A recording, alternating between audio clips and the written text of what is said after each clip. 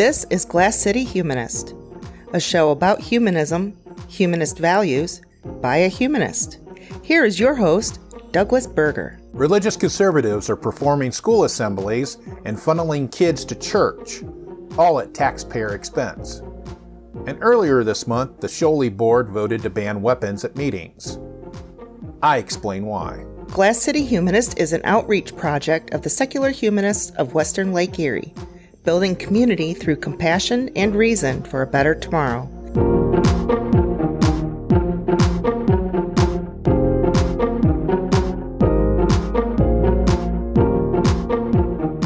For those of us who attended school during our younger years, remember the best part of any school day was either there's going to be a film during class, or, and I'm dating myself, a film strip during class, or they would roll in the TV for a videotape or whatever. I know they probably do streaming now, but that was, they'd roll in the audiovisual cart with the TV and you're like, yes, we're not going to have to study.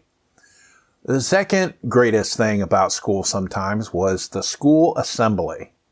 That's when they would have all the kids come into the either the auditorium or the cafetorium or the gym, and they would sit and listen to a speaker or maybe see a presentation.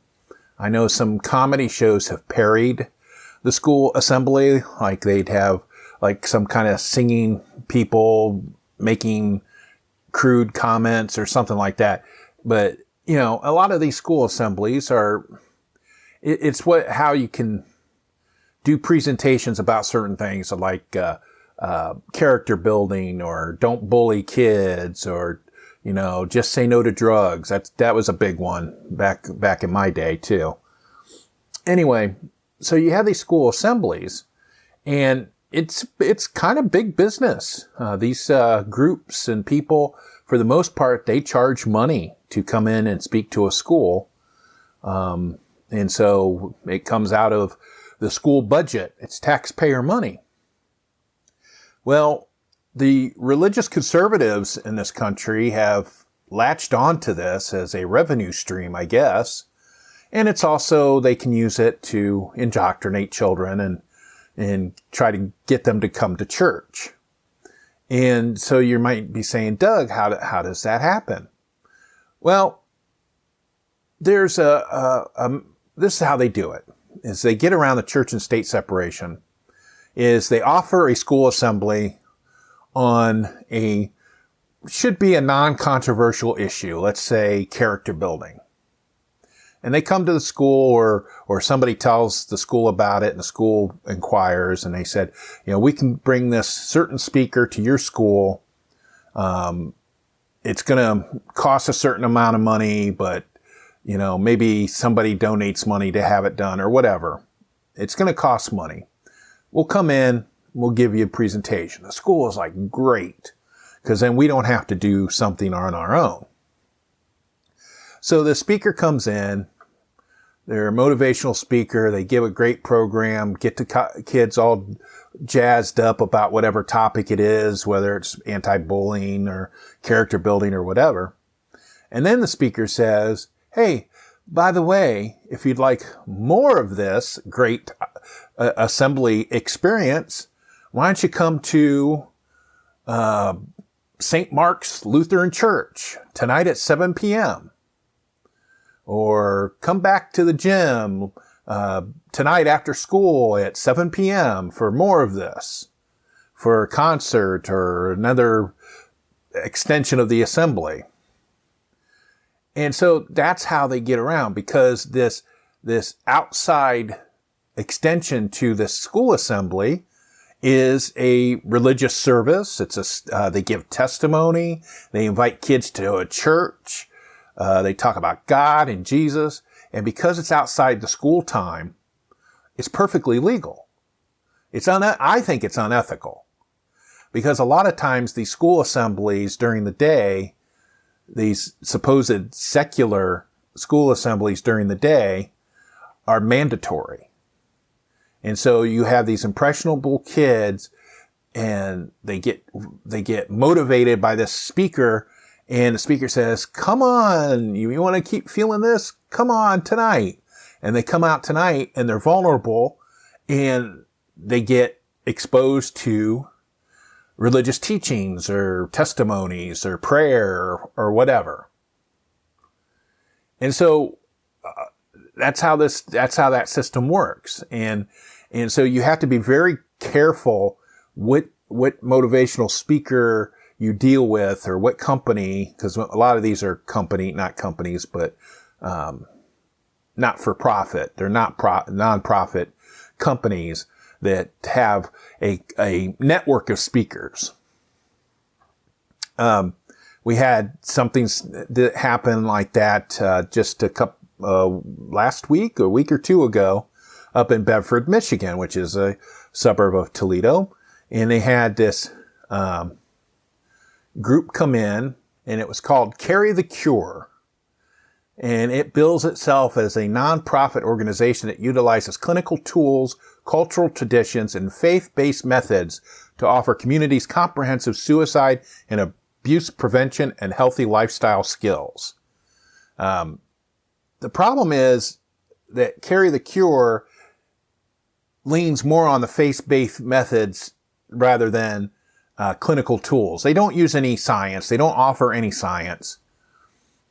Anything like that, but they do use a Native American motif. The person that does the speaking part is Native Alaskan, and that's where this group Carry the Cure got started. And so they disguise their attempt at religious indoctrination in something that definitely is not controversial, and that's suicide prevention and abuse prevention. There's nobody would be opposed to having a presentation about that. And so they had this in Bedford a week or two ago, and they required students to attend. They had two assemblies on one day at like 12 o'clock and the other day at 1:45. And then that night on the second day, they were going to have a program, an extension of this assembly at 7 o'clock at night. And that was sponsored by a local church, but they were going to have it at the school, which again is perfectly legal for a religious group to rent out a schoolroom after school and invite, what I have a problem with, and what a lot of people have a problem with, is the fact that these speakers are coming into the school and we're paying taxpayer money to pay them to give these presentations and invite our kids to church. And that's just unethical. It's legal, but it's unethical. Because they should be upfront about it, that this is good. We're a religious group and we're doing this to prevent whatever it is, suicide prevention. Just make it more transparent, and also don't require students to attend, or at least send a note home before the event to notify parents so the parents can opt out. Like beforehand, without, I think it shouldn't be an opt-out. It should be an opt-in. That a note should go home and then say, if you want your kid to attend, sign here. So at least then the parents know what's going on. Because, you see in the news all these right-wingers and religious conservatives going nuts over their children being indoctrinated in socialism. But it seems to be okay to indoctrinate them in Christianity, which is the real thing that's happening when these groups come in. And the fact that they're spending taxpayer dollars to pay for these people. We have a group here in Ohio called Stand for Truth Ministries, who do the same exact thing. In fact, they have 3 separate companies, and they make no bones about what they're attempting. They have relevant speakers. That's the secular, quote unquote, secular part of the school assemblies. Then they have Stand for Truth Ministries, which does the outside of school hour indoctrination part. And then the third part they have is they're the ones that developed the LifeWise academies. And I talked in a previous episode about these people going in. It's a release time religious education. This is Bible study that kids go to off campus during the school day. And so this company that has the Stand for Truth Ministries is a nonprofit in Ohio, and they have relevant speakers, the ministry, and then they have the release time education. Now, just so we're clear here, this Stand for Truth Ministry is run by a gentleman named Joel Penton. And in his bio, he says that he was on the Ohio State University football team in the early aughts, was on the team when they won the national championship in 2003, in which he was, and he won the Danny Warfel Trophy for humanitarianism, which is true, but he didn't start for the Ohio State Buckeyes. He was on the bench most of the time, which I'm not taking anything away from him. But he started this Stand for Truth ministry to be a motivational speaker for kids. And the Stand for Truth Ministries also had another company called Student Impact, which also was the same thing. And because they are a nonprofit commercial operation, they had to file what's called a 990 tax return. And I looked at it for 2019. And Joel Penton was the only one that was listed as receiving any funds, any revenue for this company. And for 2019, he got over $300,000, close to $350,000 in speaking fees in 2019. That's taxpayer money. And that's going into his ministry. So schools are paying these speakers large sums of money total. I don't know how many speaking engagements he actually did in 2019, but I'm sure he's making probably several $100s, several $1,000s at least per speaking, for each speaking event. But in 2019, he made almost $350,000 just from speaking fees. And again, that's taxpayer money that's going, because that money is going to the ministry. It was reported on their 990. So that's supporting a religious education, or religious indoctrination of children.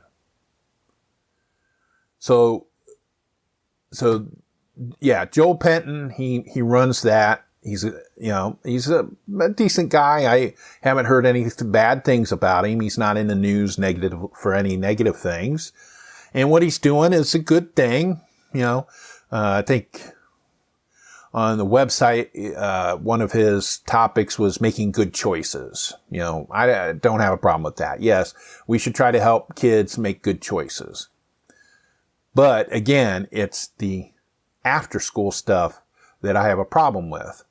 And that is they are using the school day being paid for a mandatory school assembly to invite kids to a church service. And I think that parents and people who are concerned about that, about how unethical that process is, either need to demand more transparency in school assembly programming, or they need to stop using obvious religious faith-based groups to do these assemblies.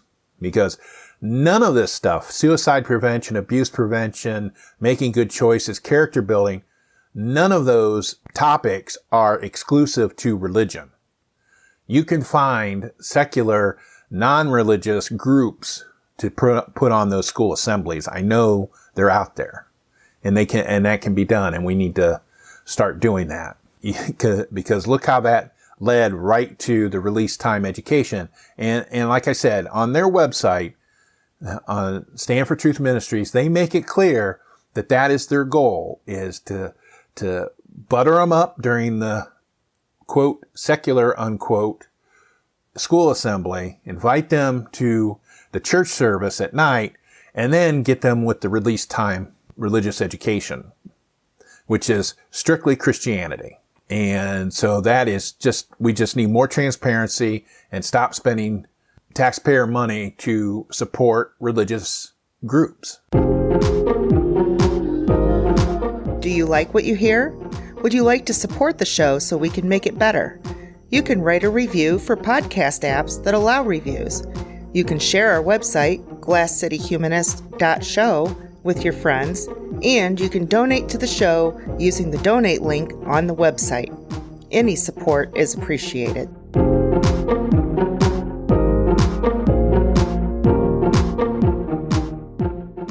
This month of September is the end of our fiscal year here at the Secular Humanists of Western Lake Erie.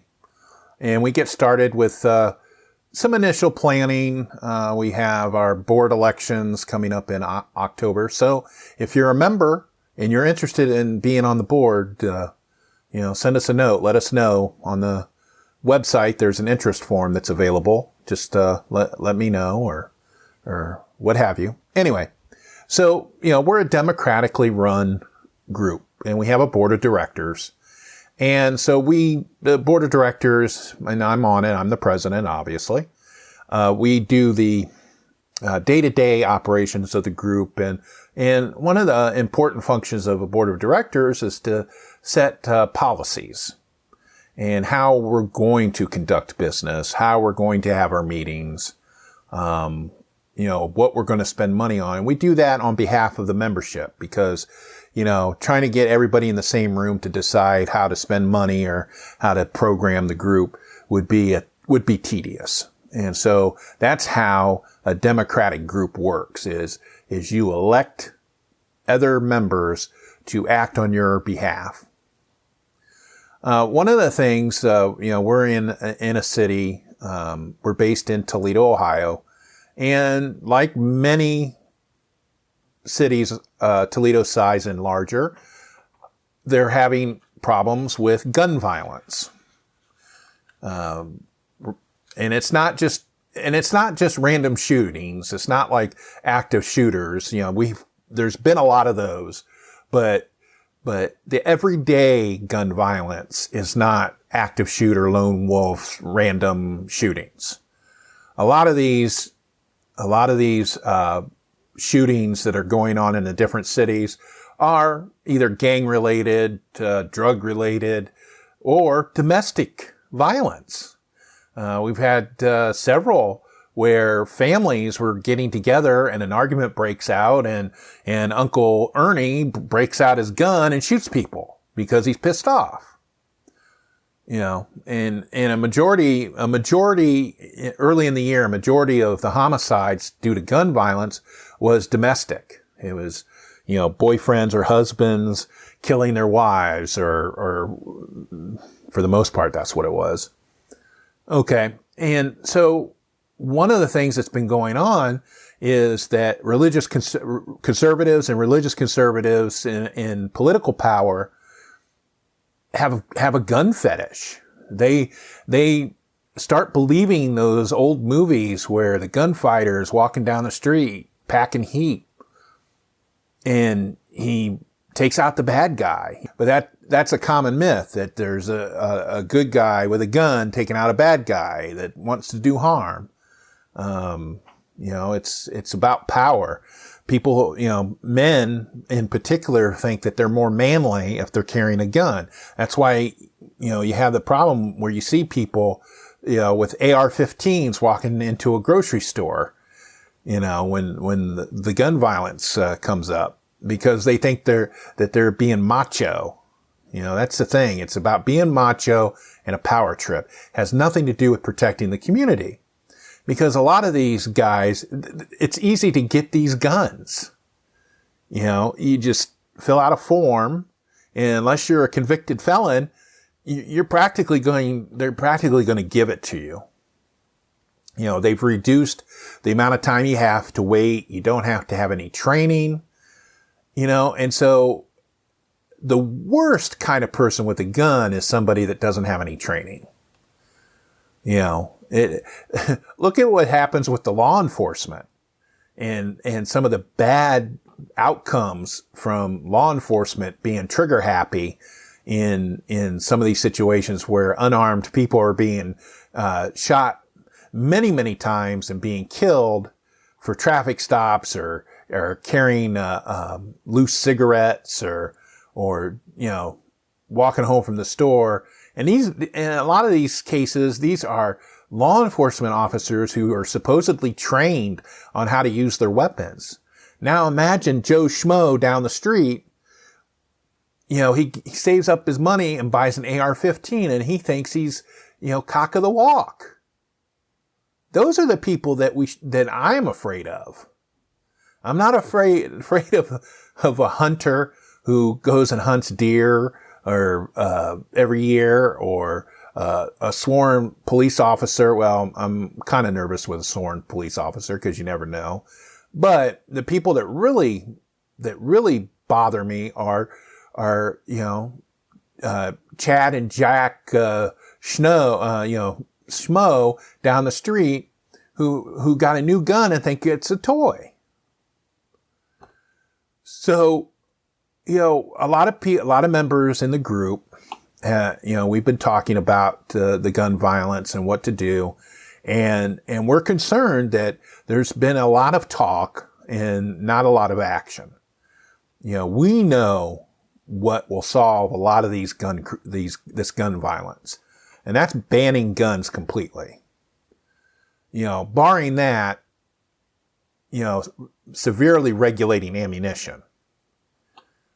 Unless you are hunting for food, you do not need an AR-15 at your house. I'm sorry, you do not. And even hunting for food, you really don't need an AR-15. You're not going to go deer hunting with a machine gun or a semi-automatic gun, rifle. That's just ridiculous. And so one of the things, we were trying to think of what we wanted to do. And one of the suggestions was that we would ban guns at our meetings, or weapons. We would ban weapons at our meetings and events that we host. Whether or not the venue that we hold these events and meetings at allows guns or not.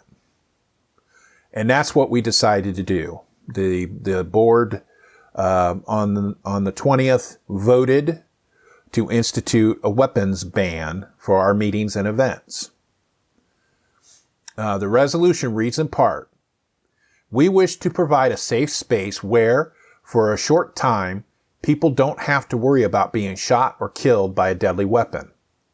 Even if the venue where we hold our meetings and events allows weapons, SHoWLE will enforce a ban on weapons. We will also try not to use any venue for meetings or events that we know allow weapons. People who believe their right to carry a gun outweighs the safety of our community are not welcome at our meetings or events. And the weapons ban fits in with our humanist values. The ban aligns with our values of peace and social justice, empathy, and service and participation. Like I said, we've been concerned for some time about the inaction of the Ohio legislature to address gun violence and how some political leaders' Wild West ideas of the rugged individual strutting down the street packing heat. It's outdated, and the inaction is terrible on a daily basis for many families in our community. And we felt we needed to do something, and the ban is what we decided. And yes, we know that will not solve the gun violence in the city of Toledo. We know that. But we want to be a beacon in the sea of violence. And we just want people to show that every group, we want every group to do this. We want every nonprofit group, club, social group to do this, to make a concerted effort to ban guns at their meetings and events. Our press release that we put out for this also says that SHoWLE supports evidence-based actions and policies that will address the tragic cost of unchecked gun violence. And many of us do not feel that more sports for kids will address it. We also don't feel that thoughts and prayers in more churches will address it. There has to be evidence-based actions and policies to address it. The ban takes effect immediately, and the only exceptions will be made for sworn law enforcement officers conducting official business. So I am very happy that we did this, and I know we're going to get some pushback. In fact, I heard from somebody in the AHA who was concerned that now we're going to make our group a target for some nut job that wants to hurt atheists and agnostics and humanists. And I told them, frankly, that we've been a target. We've always been a target for people that are looking to hurt us. And, we're out in public all the time.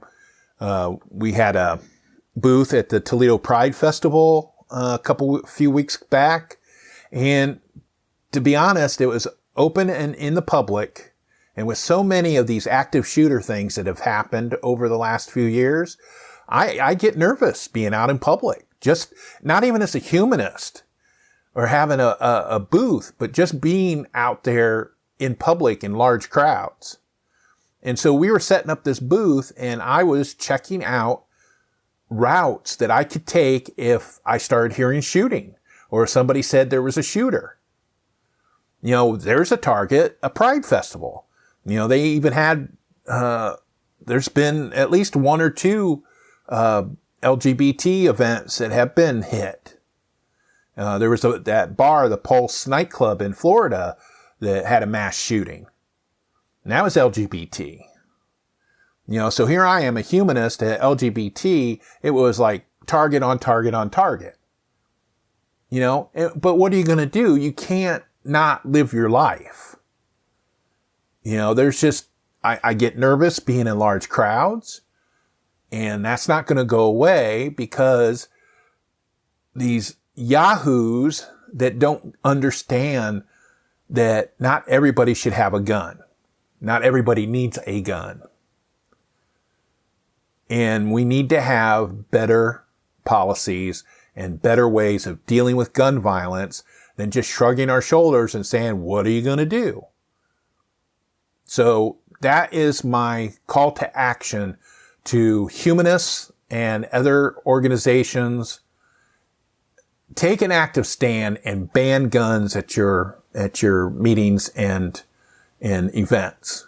Make a concerted effort to do it. Put out a press release. Put it on your website. And show people that you're just not going to put up with it anymore. And that something needs to be done. Thank you for listening. For more information about the topics in this episode, please visit the episode page at glasscityhumanist.show. Glass City Humanist is an outreach of the Secular Humanists of Western Lake Erie. SHoWLE can be reached at humanistswle.org. Glass City Humanist is hosted, written, and produced by Douglas Berger, and he's solely responsible for the content. Our theme music is Glass City Jam, composed using the Amplify Studio. See you next time.